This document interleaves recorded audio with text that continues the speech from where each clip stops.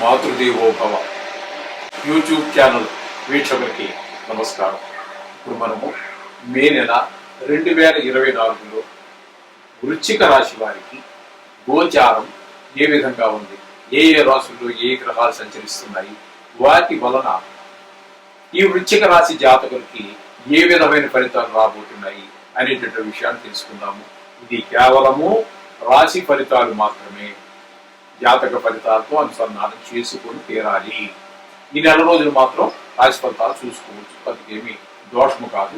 కానీ కొన్ని విషయాల్లో జాతకంతో చూసుకోవడం ద్వారా ఇందులో ఉన్న భయపెట్టేటటువంటి గ్రహాల యొక్క స్థితి ఎందులో కొంచెం మనకు అనుకూలంగా కూడా ఉండవచ్చు. కాబట్టి ఖచ్చితంగా జాతకానికి గోచార ఫలితాలను అన్వయం చేసుకునే మనం చూసుకోవాల్సి ఉంటుంది. ఓకేనండి. ఇప్పుడు ఈ వృశ్చిక రాశి జాతకులకు 7వ స్థానంలో గురు సంచారం జరుగుతుందండి.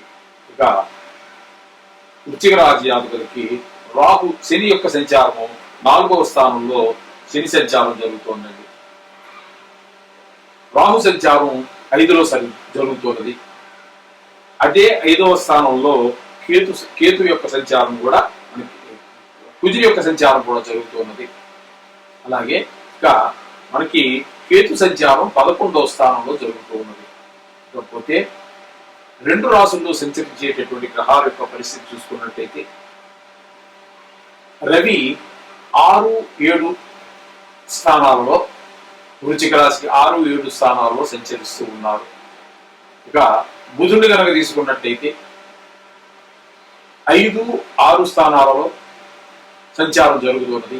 ఇక శుక్రుని యొక్క స్థితి తీసుకున్నట్టయితే 6, 7 స్థానాలలో శుక్రుని యొక్క సంచారం జరుగుతున్నదండి. ఈ విధంగా సంచారం అంతా జరుగుతున్నది, గ్రహాల యొక్క సంచారం జరుగుతున్నది. అయితే ఇప్పుడు వీటి వలన ఈ గ్రహములు ఆయా రాశుల్లో తిరగటం వల్ల వచ్చేటటువంటి ఫలితాలు ఏ విధంగా ఉంటాయనేది సశాస్త్రీయంగా మనం తెలుసుకుందామండి. సప్తమంలో గనక గురు సంచారం చేస్తున్నాడు కాబట్టి 2వ తారీఖు నుంచి 1వ తారీఖు వరకు ఆయన 6వ స్థానంలోనే ఉంటారు. 2వ రాశిలోకి 2వ తారీఖు నుంచి, అదే 7వ స్థానంలోకి 2వ తారీఖు నుంచి మారుతున్నారు. ఈ నెలనే కాదండి, ఆయన సంవత్సరం పాటు అక్కడే ఉంటారు. అయితే మనం మాస ఫలితాలు చెప్పుకుంటున్నాం కాబట్టి చెప్పుకుంటున్నాము. అందుచేత ఈ నెలలోనే మారడం జరుగుతోంది. అది కొంచెం గుర్తుపెట్టుకోండి. ఈ ఫలితాలు ఇంచుమించుగా ఈ 4 గ్రహాలు, గురువు, శని, రాహు, కేతుల యొక్క ఫలితాలు ఇంచుమించుగా కాదండి, ఈ సంవత్సరం అంతా కూడా ఇవే ఫలితాలు గోచారంలో ఇలాగా ఉంటాయి అనేటువంటి విషయాన్ని గుర్తుపెట్టుకోండి.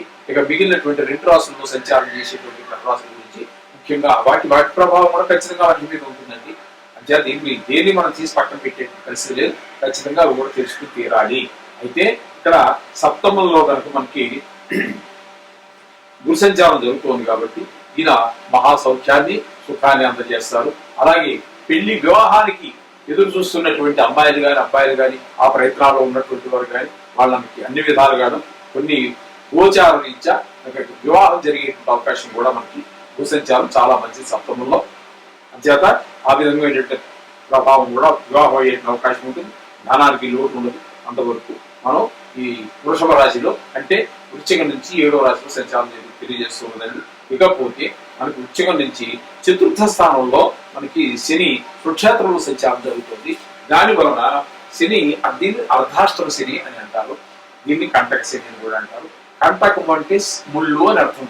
ఈ ముళ్ళు మనకి కాళ్ళలో గుచ్చుకుంటే ఎంత బాధ పెడుతూ ఉంటుందో ఈ సంవత్సరం పాటు మనకి ఆ విధంగా మనం బాధ పెడుతూ ఉంటారు శని చెప్పి మనకి శాస్త్రాలు చెప్తూ ఉన్నాయి. అంచేత శని ప్రభావం కూడా అనుకూలంగా ఉండదు. ఇకపోతే రాహు సంచారం మనకి షష్టమంలో జరుగుతుంది. రాహు సంచారం షష్టమంలో జరగడం వల్ల మనకి చిత్తభ్రంశం ఏంటంటే మనసు ఒక నిలకడ లేకపోవడం, సరైన ఆలోచన ధోరణిలో ఆలోచించలేకపోవడం. ఈ రాత్రి ఆలోచిస్తాం, ఏదో పడుకున్నప్పుడు ప్రశాంతంగా ఉంది కదా అనేసి తెల్లారేపటికి ఆ ఆలోచన మారిపోతుంది, ఇంకోటి ఏదో చేద్దాం అనేటువంటి భ్రమ కలుగుతుంది. ఆ విధంగా రాత్రి ఉన్న ఆలోచన తెల్లవారేపటి కూడా, తెల్లారి ఉన్నది రాత్రి ఉన్నది. ఇంచుమించుగా చెప్పాలి అంటే ఏ పనిలోనూ ఒక నిలకడ ఉండదు. మన ఆలోచనలో నిలకడ ఉంటే చేసే పనిలో నిలకడ ఉంటుంది. ఆలోచనలోనే నిలకడ లేనప్పుడు చేసే పనులు కూడా నిలకడ ఉండదు. అని చెప్పేసి మనకి శాస్త్రాలు చెప్తున్నాయి. ఐదవ స్థానంలో అంటే వృశ్చికం నుంచి 5వ స్థానమైనటువంటి మీనంలో రాహు సంచారం ఆ విధమైనటువంటి ఫలితాలని అందజేస్తూ ఉంటుంది. ఇక కేతు సంచారాన్ని తీసుకున్నట్టయితే లాభస్థానంలో కేతు సంచారం జరుగుతుంది. లాభస్థానంలో కేతు సంచారం అనేది మనం ప్రతిసారి చెప్పుకుంటున్నాం కదండి. లాభస్థానంలో ఏ గ్రహమనా ఉండనివ్వండి, దానికి ఏ విధమైనటువంటి లెక్కలు అవసరం లేదు. అటు జాతకంలోనూ అంతే, గోచారంలోనూ కూడా అంతే. అందుచేత మనకి ఈ 3 గ్రహాలు అనుకూలించకపోయినప్పుడు గురువు అనుకూలమైన ఫలితాలు ఇస్తున్నాడు, కేతు కూడా అనుకూలమైన ఫలితాలు ఇస్తున్నాడు. ఇక్కడ శని అనుకూలమైన ఫలితం ఇవ్వటం లేదు, రాహు అనుకూలమైన ఫలితాలు ఇవ్వట్లేదు. ఇక నెల రోజులు ఉండేటటువంటి కుజగ్రహాన్ని మనం కనుక తీసుకున్నట్టయితే కుజగ్రహం కూడా 5లో మనకి అంత శుభ ఫలితాలను ఇవ్వజాలదు. ఏమండి, ఈ విధంగా మనకి శత్రువులు పెరుగుతారు. రిపోర్ భయం అని చెప్పి మనకు శాస్త్రం చెప్తోంది. రిపోర్ అంటే శత్రువులు, వాళ్ళ వల్ల కొంచెం చికాకులు. వాడు ఏదో రకంగా ఇబ్బంది పెడుతూ ఉంటాడు. వాడు కోర్టుకు వెళ్తానంటాడు, లేకపోతే ఏదో మొత్తం మీద నలుగురు తీసుకొచ్చి బెదిరించడం, ఏదో మొత్తం మీద వాడికి మనం ఏదో వారికి ఉన్నప్పుడు వాడి ఆ విధమైనటువంటి భయాలు కలిగేసినటువంటి పరిస్థితులు కుజుల ద్వారా మనకి సంక్రమిస్తూ ఉంటాయి. ఇకపోతే ఇక్కడ 2 రాశుల్లో సంచరించేటువంటి గ్రహాలు రవి మనకి 6వ 7వ స్థానాల్లో సంచరిస్తూ ఉన్నారు. అందుచేత ఆయన అక్కడ అంత 6లో ఉన్నప్పుడు పర్వాలేదు, అలంకారాలు అవి తెలియజేస్తారు. కానీ ఈ అంతకుముందు మాత్రం మంచిగా ఫలితాలు విధానమైన తర్వాత ఇక బుధుని కనుక మేము తీసుకున్నట్టయితే బుధుడు వేణుల్లో కొద్ది రోజులు, తర్వాత 5వ స్థానంలో కొద్ది రోజులు, తర్వాత తదుపరి 6వ స్థానంలో వస్తున్నారు. ఈ విధమైనటువంటి ఇక్కడ కూడా మనకి ఒక 15 రోజులు మనకి సుఫలితాలు ఇస్తున్నారు. తదుపరి 15 రోజులు మనకి ఆయన సరి అయినటువంటి ఫలితాలు ఇవ్వకుండా వ్యతిరేకమైనటువంటి ఫలితాలు ఇస్తూనే ఉన్నారు. ఇక శుక్రుడిని కనుక మనం తీసుకున్నట్టయితే ఆయన 6, 7 స్థానాలలో సంచారం జరుగుతుంది. 6వ స్థానంలో 20 రోజులు, 7వ స్థానంలో 10 రోజులు సంచారం చేస్తున్నారు. ఈ 6, 7 స్థానాల్లో 2 స్థానాల్లో ఉన్నప్పుడు కూడా ఆయన మనకి సరి అయినటువంటి శుభప్రదమైన ఫలితాలు ఇవ్వరు.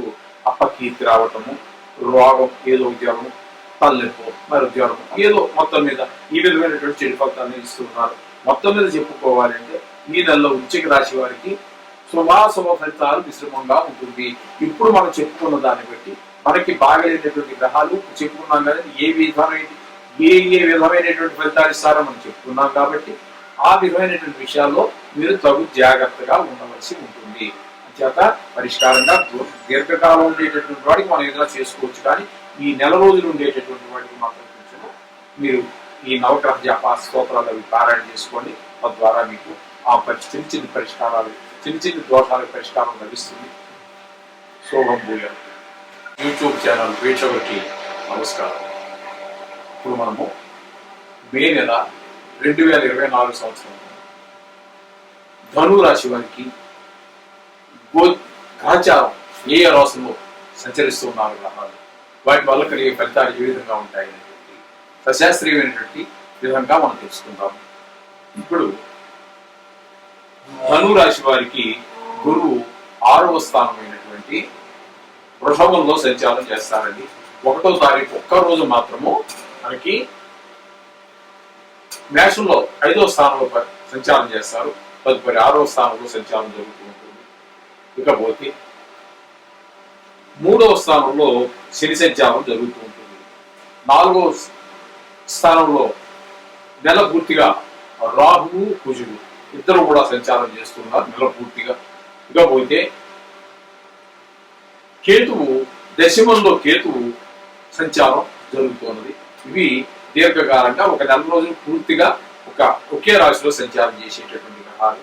ఇక రవి, బుధ, శుక్ర ఈ 3 గ్రహాలు కూడా మనకి ఇక్కడ ధను రాశి వారికి బుధుడు రవిని తీసుకున్నట్టయితే 5వ స్థానము 6వ స్థానాల్లో సంచారం చేస్తూ ఉన్నాడు. బుధుని కనుక తీసుకున్నట్టయితే 4, 5 స్థానాల్లో సంచారం చేస్తూ ఉన్నారు. ఇక శుక్రుడిని తీసుకున్నట్టయితే 5, 6 స్థానాల్లో సంచారం చేస్తూ ఉన్నారు శుక్రుడు. అయితే వీరి వల్ల ఫలితం ఏంటి, ఏ విధమైన ఫలితాలు ఈ స్థానాల్లో ఉండటం వల్ల జరుగుతుందని చూస్తే గురువు 6వ స్థానంలో ఉండటం వల్ల ఆయనకి అంత శుభ ఫలితాలను ఇవ్వజాలరు. నానా విధమైనటువంటి కష్టాలు ఏర్పడుతూ ఉంటాయి. ఆరోగ్య సమస్యలు ఏర్పడేటటువంటి పరిస్థితి ఉంటుంది. అప్పులు చేయవలసినటువంటి పరిస్థితి ఉంటుంది. ధన విషయంలో సమృద్ధమైన ధనం రాకపోవడం ద్వారా అప్పులు చేయవలసి రావచ్చు. ఇటువంటి పరిస్థితులన్నీ గురువు వల్ల సంక్రమిస్తూ ఉంటాయి. ఇక పోయినట్టయితే